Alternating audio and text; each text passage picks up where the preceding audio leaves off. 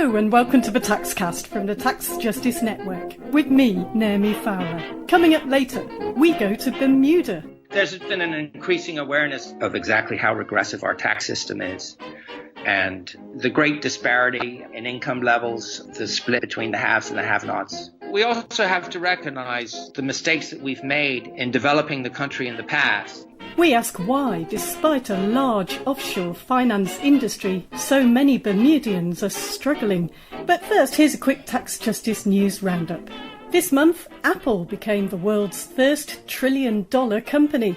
That reflects the fact that corporate concentration of economic power is on the rise in the United States.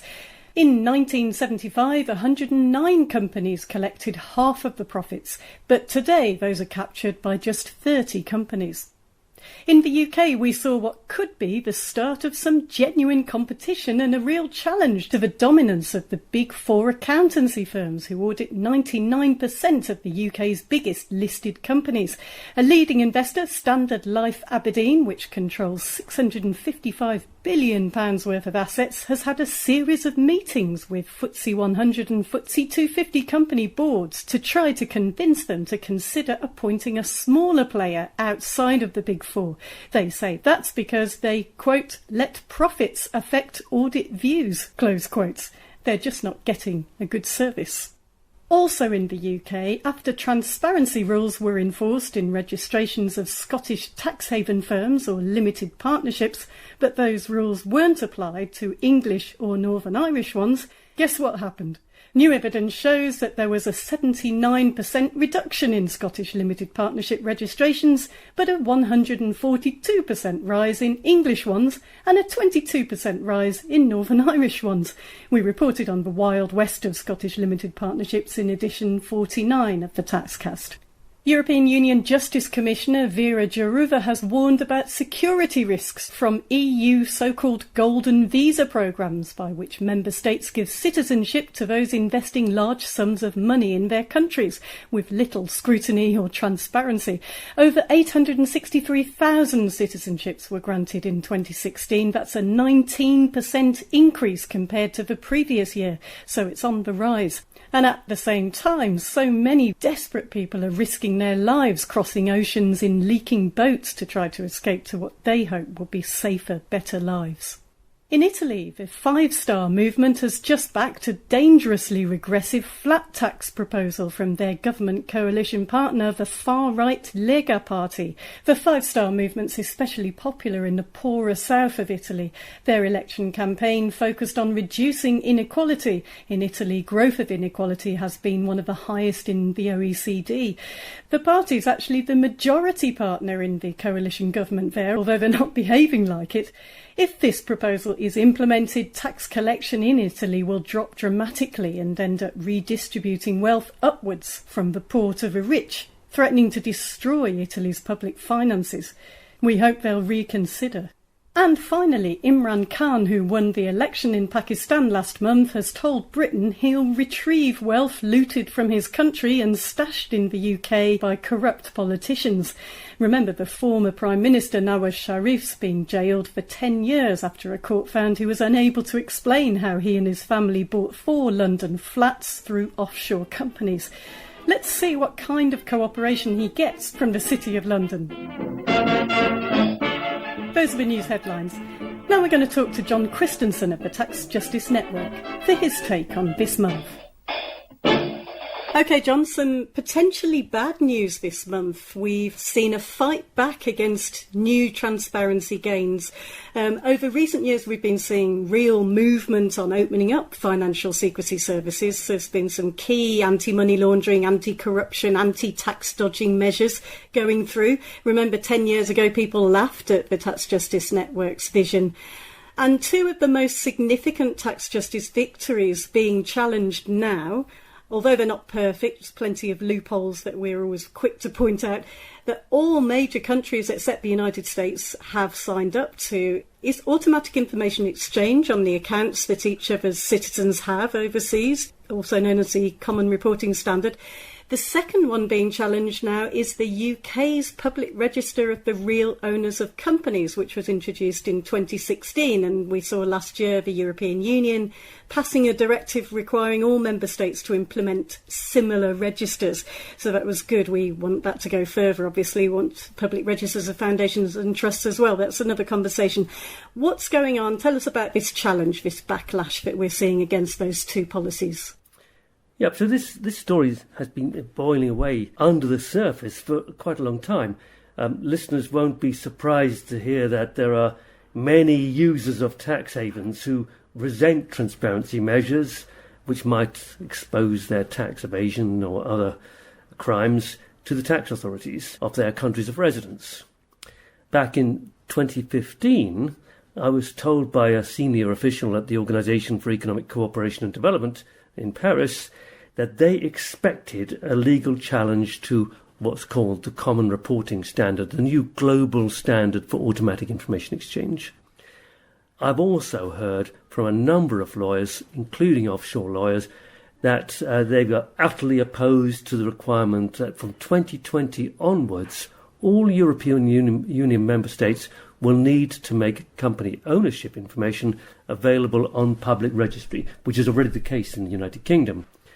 And what's happening across Europe is that they are removing the legitimate interest proviso which previously applied, which said that this information would only be made available to people with a legitimate interest. So you had to prove that the information was relevant to you before you could get access to it. That's going. And needless to say, there's a backlash. And that backlash has come from a London law firm called Mishcon de Reya, who are reportedly acting on behalf of a client who's resident in Italy. But this person apparently has an offshore bank account in London and has filed a formal complaint to the United Kingdom Information Commission, and the complaint's being made under the newly adopted European Union General Data Protection Regulation, which covers the entire European Union. And the complaint charges that the automatic information exchange processes under the Common Reporting Standards, plus the public registration of company ownership information, infringes the client's right to privacy and to data protection. According to Mishcon de Reya, information exchange renders the client vulnerable, and I'm quoting here, to risks of hacking and to data loss, and could lead to identity theft. OK, so where does the Tax Justice Network stand on this? Well, for our part, Tax Justice Network has campaigned for well over a decade for automatic information exchange to be the global standard. And we have also campaigned for exactly the same length of time for full disclosure on public registry of the full information about beneficial owners. But we also have always expected that tax authorities receiving information through the automatic information exchange process will take all appropriate steps necessary to protect any data they receive. But surely that would apply to all taxpayers, not just the taxpayers who are holding offshore accounts. So I don't see why offshore accounts should be given preferential treatment. If there's a vulnerability to hacking, and there shouldn't be really, but if there is, then we are all equally vulnerable to it. And we all equally have rights to appropriate levels of data protection. Now, as far as beneficial ownership information is concerned, the Panama Papers and the revelations of the Paradise Papers have revealed beyond a shadow of doubt, as far as we're concerned, the extent of criminal and corrupt activities that are hidden behind secretive offshore companies. So we think that the rights to privacy need to be considered in the wider context of the public's legitimate interest in fighting against tax evasion, against fraud, insider trading, cheating creditors, embezzlement and looting, and all of the other crimes that are perpetrated and go largely uninvestigated because the crooks have hidden their identity behind an offshore company. So we think that a public interest argument should override the right to privacy argument when it comes to companies and making company ownership information available on public registry. Now, time will tell whether the Mishcon de Reya complaint will be upheld. Rights to privacy need to be balanced against the state's duty to tax fairly and to raise all the necessary resources to fund human rights on such matters as education, health, security and social justice. Right, and there's matters of national security potentially as well. It really doesn't seem fair, does it, that some people can be buying into services that will put them into some kind of higher tier of sort of exclusivity where they can sort of buy their way out of scrutiny in a way that ordinary people really can't. Yes, and the plaintiff in this case, the person who's resident in Italy, is claiming, well, there's not a great deal of money on my account, and so it's too intrusive, and there should be some kind of threshold. As far as I'm concerned, that's a nonsense, because most people's bank accounts go up and down over the course of the month or the year. Certainly mine does, as when I receive my salary and so on. So bank accounts can hold a small amount at one moment and a very large amount at another if you're a very wealthy person. So I think the volume of money on the account at any one stage should not be taken as a guide to whether or not this is a disproportionate measure. Right. There's another point as well, isn't there, about limited liability companies, and if people don't want to be identified, then perhaps don't open a limited liability company, right? That's absolutely right, because limited liability brings a whole load of privileges and special protections, but it should also bring responsibilities, and one of those responsibilities, we think, and it's not unreasonable to say, that the people who actually own and benefit from having this limited liability company should be prepared to make their personal information, available on public record. And there's very good reason for that, because let's face it, many creditors have been cheated because they found out that they don't actually know who owns the company. Tax authorities have been cheated, and as I said earlier, the Panama Papers have revealed a huge amount of corrupt practices, criminal activities, and more general abuses hidden behind these offshore companies. Right, and I should just mention as well that Mishcon de Reya is the same law firm threatening libel action in the UK against the murdered journalist Daphne Caruana Galizia, and also against Malta Today, also the same firm acting on behalf of the Maltese passports for sale agents Henley and Partners. So they have history in this area. OK, let's move on. We discussed last month in the Taxcast the danger of lobbyists posing as think tanks, which don't declare their funders. One such organisation in the UK we discussed is the Institute for Economic Affairs, and we talked about the investigation by the Charity Commission into their educational charity status. And they're also facing an investigation by the British government's lobbying watchdog to determine whether they should be registered as a lobbyist and therefore be obliged to disclose their financial donors. So that's all very interesting. Now, what's happened since the last Taxcast is that it's come out that a report that was rubbishing the idea that offshore financial centres were so-called hotbeds of tax evasion, turns out it was paid for by the Jersey financial services sector, which was something that they didn't disclose in what they were portraying as an Institute for Economic Affairs discussion paper. Yes, so this is a story about the generation of what I think most people would see as fake news. As you say, last month in the Taxcast, we discussed how think tanks hide their funding sources in order to avoid disclosing that they are really lobbyists masquerading as think tanks. Since last month, there's been a very interesting twist to this story. Thanks to a sting operation by an investigating journalist, we now know that the IEA writes reports on behalf of corporate clients without disclosing in the reports when they're put out to the public that they have been paid for by the corporate clients, and also arranges meetings with government ministers and others to conduct lobbying activities. The report was commissioned by the tax haven lobby, which calls itself Jersey Finance, which lobbies on behalf of banks and other finance businesses in Jersey. So we're not surprised that the report, which was issued just a few weeks ago, dismisses critics of tax havens and argues that tax havens are vitally important to investment flows across borders. But let's face it, the real purpose was not to engage in academic debate with the critics. It was to provide an opportunity for generating media coverage in favour of tax havens and to give politicians who support tax havens an opportunity to confuse and mislead public opinion. So we've got to ask ourselves, who's the real villain of the story here? Is it Jersey Finance? And the answer there is no, Jersey Finance just doing their job. They're a lobbying organisation. Is it the IEA? They fed this out to the British media and generated favourable publicity for tax havens.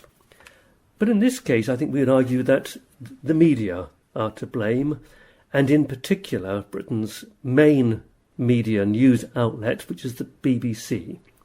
In the interests of protecting public confidence in broadcasting independence, we must now campaign for the BBC to adopt basic transparency standards, like, for example, revealing the source of your funding. I think the BBC needs to reconsider its position on balance and freedom of speech, because freedom of speech, as George Orwell rightly said, does not give the right to lobbyists to insist that 2 + 2 = 5. Thanks, John. John Christensen of the Tax Justice Network. Now it's time for the Taxcast special feature. The British Overseas Territory of Bermuda is ranked 36th in the Tax Justice Network's Financial Secrecy Index. It's got a secrecy score of 73 out of 100, so some very high levels of secrecy. It would be higher in the ranking, but there are much bigger players out there. Remember, the index combines secrecy levels on all sorts of services with significance in terms of size globally. Bermuda's really big on providing offshore insurance services in particular. In fact, its offshore industry dominates the economy, with billions flowing through this tiny, beautiful island. Well, actually, the territory consists of 181 islands, a bit over 53 square kilometres and about 60,000 people. This month, on the Taxcast, we ask, why are so many Bermudians leaving? And why has Bermuda's income inequality escalated to among the highest in the world? The government's only published an estimate of poverty once. There's severe resistance to it. This is Bermudian economist Robert Stubbs, formerly head of research for the Bank of Bermuda. I think it was done in 2007 using data from 2004.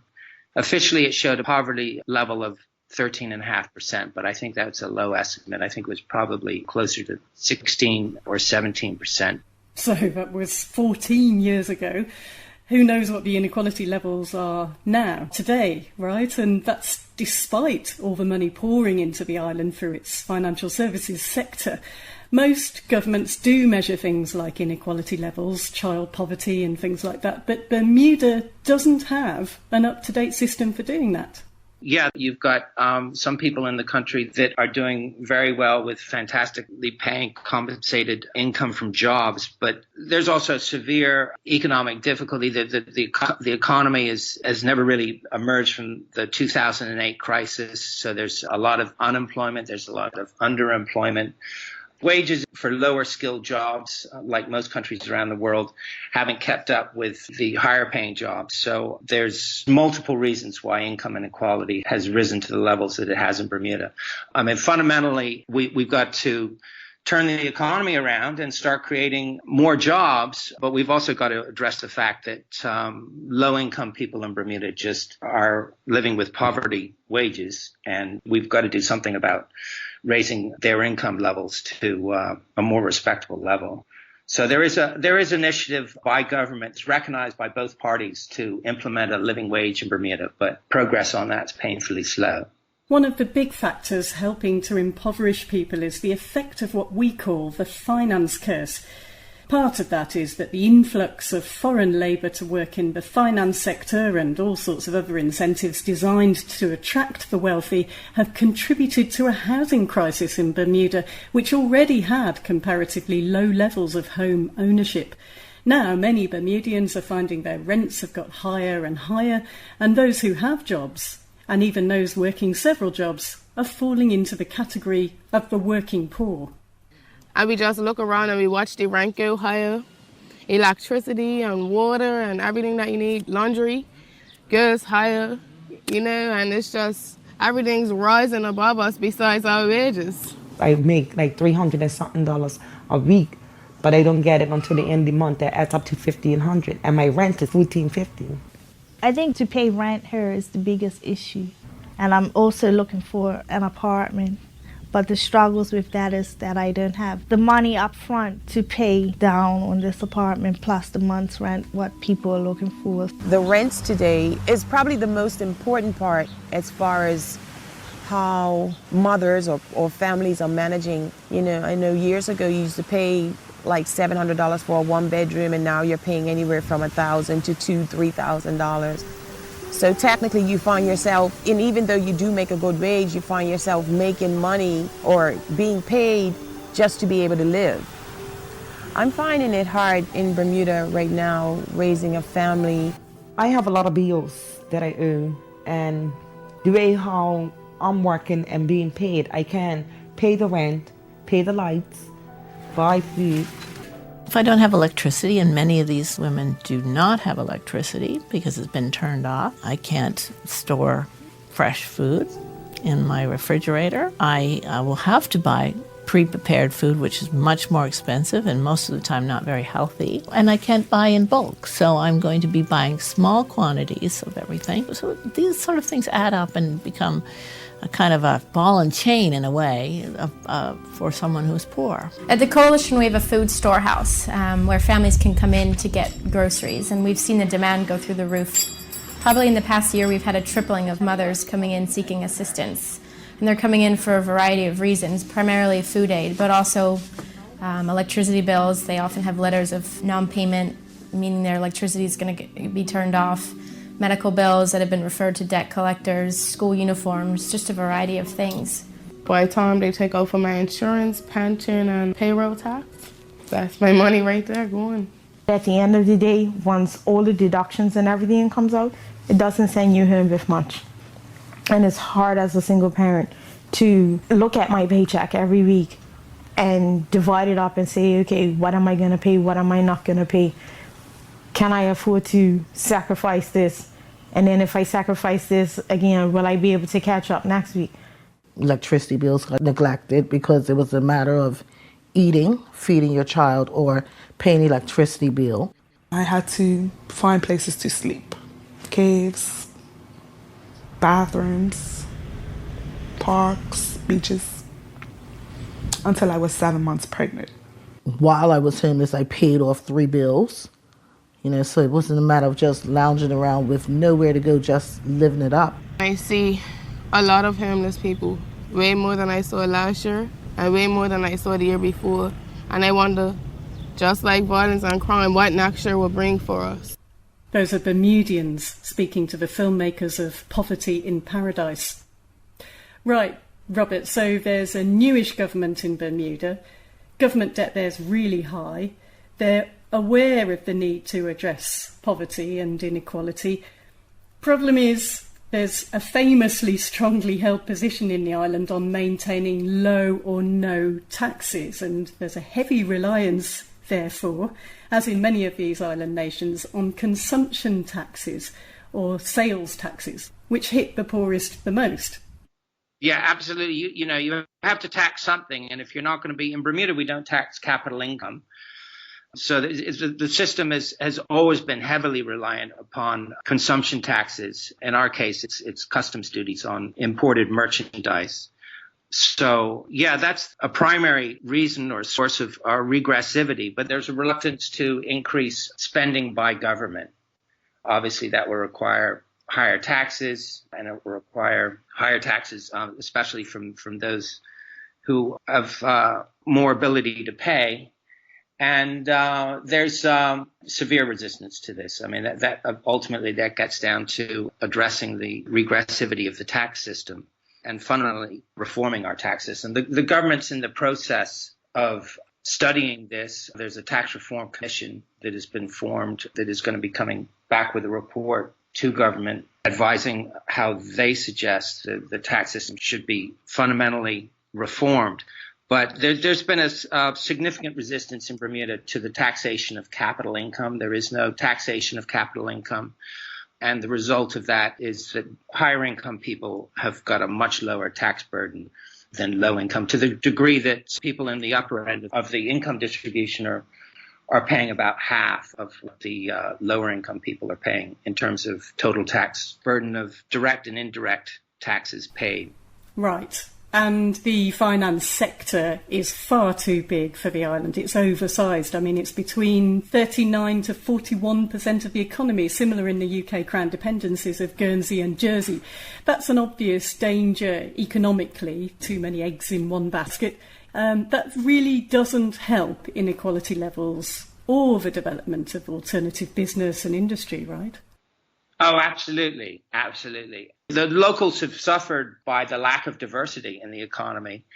And there's the tremendous expansion of finance and the import of high-paying foreign labor. It increases the costs in the country. It increases the cost of housing and multiple other costs. And the local population, their standard of living really suffers.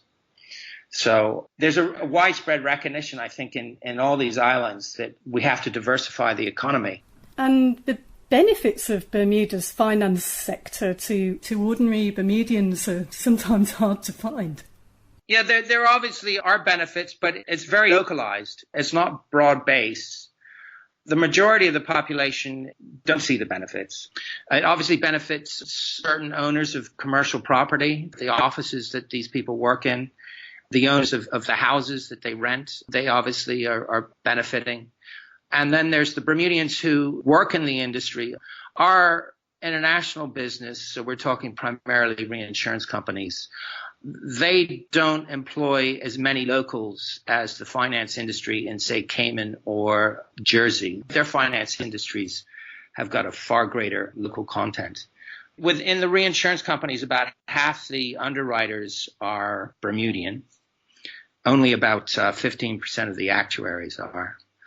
And I think it's only about 50% of their overall staff is Bermudian locals. So there's a very significant foreign content to their staff. Right. And offshore services in the British Overseas Territories are being slowly squeezed, as with many jurisdictions, with some of the moves towards transparency globally. We've also had this vote in the British Parliament recently, which means all overseas territories will have to create public registers of the real owners of companies, as the UK does. What was the reaction to that in Bermuda, and do you think it might encourage more planning and more movement towards economic diversification? I think so. I don't think it's going to influence Bermuda's business as much as it'll affect some of the other islands. There's very mixed opinion on this. The government seems to be using this to advance some of their political ambitions. But amongst the public in Bermuda, there's very mixed opinion. I mean, typically amongst the lawyers and the accountants, they're opposed to it. But the vast majority of Bermudians, I think, are actually in favor of it. And, our business isn't heavily dependent upon trust companies or banking. I don't think the reinsurers will be affected by this move.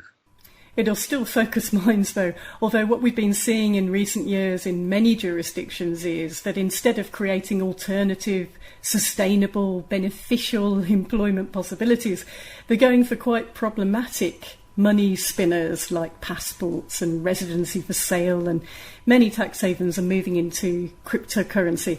Going back to Bermuda, there's development of a so-called service exchange called Arbitrade. Many think that's an accident waiting to happen for Bermuda. But I'm just wondering, what kind of taxes does the finance sector pay at the moment, given Bermuda's huge debt and poverty problems, and considering the size of it, which is, as I said, between 39 to 41% of the economy? What kind of contribution in terms of tax revenue does it make to Bermuda? So this hasn't been spoken about publicly in any great detail, but the Bermuda government first imposed fees on international businesses in 1966. And at the time, those fees, they generated 7% of the Bermuda government revenues. Those fees are still in place. They've increased slightly over time, but as a percentage of the government revenues, they haven't increased at all. And yet, in the meantime, of course, international business since the 1960s, it's grown enormously in Bermuda. The international companies themselves will be quick to point to the amount of payroll tax that they pay. In our Bermuda government's payroll tax and levying the payroll tax, they mandate that a certain portion of it be paid by the companies. And the companies will argue that, this raises significant amount of revenue for the Bermuda government and should be counted as a major contribution to the government and the economy. But, that is ignoring the incidence of this taxation really is agreed by economists around the world to be borne by labor, to be borne by the employees. So it really should be viewed as a contribution to Bermuda government revenues made by the employees of these companies as opposed to the company itself. And I would argue that their contribution to the Bermuda government revenues is still only 7% of the government's budget. And in comparison to the size of the industry, and in consideration of the risks that Bermuda faced regarding the possibility of further global financial crises and its potential impact on the local economy here, I think they should be paying significantly more. Absolutely. And it's interesting that you point out in your work, which you can read on the Tax Justice Network blog, by the way, that Jersey and Guernsey are also contending with inequality and poverty levels, which for developed high-income countries are also pretty extreme. They suffer as well from the lack of a really diversified economy. And yet they do see, the Bermudian government does see the need for tax reform, which is interesting. Other than the huge government debt, why are they looking so seriously at tax reform now, do you think? Well, this is there's been an increasing awareness of all of this in the last 3 or 4 years of exactly how regressive our tax system is. And the great disparity in income levels, the split between the haves and the have-nots. So this was a major election issue in our general election last summer. And we haven't recovered really from the 2008 crisis still. And this finance curse, the lack of diversification of the economy, it's resulted in the loss of Bermudian jobs ever since 2000. This was an ongoing phenomenon prior to the 2008 crisis. The peak in Bermudian jobs was the year 2000, and we've been losing jobs ever since. So this is a major political issue.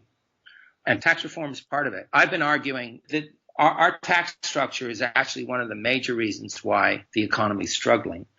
So it has to be a significant component of how we're going to turn the economy around and start creating jobs again. Absolutely. So what would you like to see happen with this tax reform, ideally? Well, we have to broaden the tax base, so be less reliant upon the few areas that we are taxing. We have to implement some form of capital income taxation and broaden the consumption taxes to include services. In addition to that, overall, it has to start generating greater income for the government.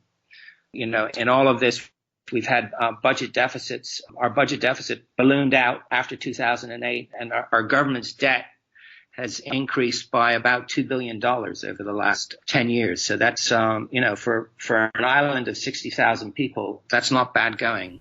Yeah, that sounds pretty serious. How would you tackle the finance sector and the fact that it is so overly large? I mean, how can Bermudians start thinking about some solid economic diversification plans? The Tax Justice Network's argued for a long time that the United Kingdom has a responsibility to assist with investment for economic development, having encouraged many overseas territories in the first place to go down the financial services route. Well, I think, each country really has to do an analysis of what its real strengths are. What benefits do you offer? We're all going to, have our unique aspects, and you really have to recognize those and take advantage of those and recognize those in your development plans. Tourism, given the beauty of the island and how friendly and hospitable the people are, tourism should always be a major component of Bermuda's economy. And that's been neglected over the years. And that's definitely something that we need to continue to work on. There's all kinds of things that we could do to attract more tourists. But I would say, we also have to recognize the mistakes we've been making. And, my argument to the government is we really need to be mindful of what government can do to have the greatest impact on business prospects, on economic growth over the long term. And that's through providing good education and making the necessary adjustments to improve the quality of life. So there's all kinds of, bigger things that have to be addressed in terms of transportation and infrastructure spending and urban development.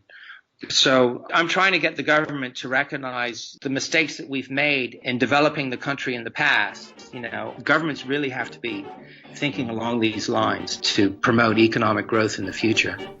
The Tax Justice Network's now working with people in the UK overseas territories and other small island nation tax havens to contribute perspectives on alternative development paths to diversify their economies in ways that will benefit the majority of citizens.